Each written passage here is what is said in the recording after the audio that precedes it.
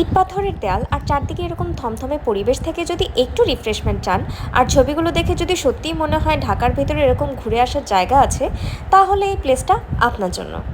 আজকে চলে এলাম এই ভাতুরিয়া ঘাটে, যার লোকেশনটা হলো আবদুল্লাহ বাস স্ট্যান্ডে নেমে ময়নারটেকে এসে তারপর যে কোনো অটো দিয়ে আসলেই আপনারা পাবেন এই ভাতুরিয়া ঘাট। নদীর ওই পারটা হচ্ছে 300 ফিট আর এই পার হচ্ছে উত্তরখানের শেষ সীমান্ত। বিকালবেলা ফ্রেন্ডস অ্যান্ড ফ্যামিলি নিয়ে ঘোরার জন্য পারফেক্ট একটা প্লেস হতে পারে।